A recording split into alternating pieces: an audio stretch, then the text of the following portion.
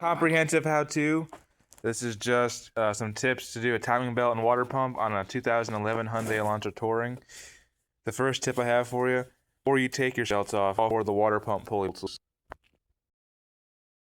Next tip is when you go to take your alternator belt off and your alternator doesn't move even though you have the tensioner, like hold down bolt and then you're loosening the tensioner. Loosen this nut here and it'll just flop around. And you can see all that coolant. That's why I'm doing the service. Another thing I like to do is hang timing belt off of the mirror, or just hang it anywhere, or just lay it flat on the floor.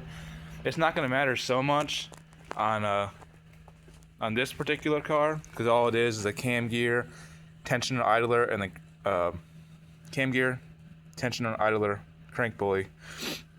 So it's pretty much straight. But on like V6 cars or like the Subaru flat fours and stuff, it really helps out because when it's in the box, it's all bunched up.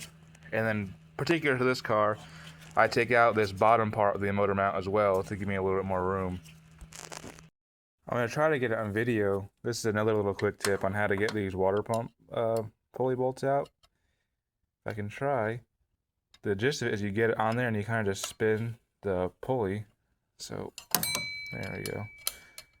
It's hard to do trying to focus on getting it on camera, and also, there we go.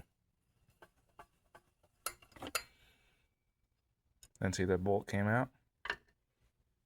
So that's just a quick way to get those bolts out instead of trying to struggle. What I'm showing here, the timing marks are super easy. There's a hole here. I don't know if you can see in there, but there's a red there. You see that red little dowel or red little dot? That's factory. And what you do is I take like a brake clean straw, stick it to the hole. Man, it's hard to show you, but it does. If it lines up and it goes in that hole, the cam is up in time. And then the crank,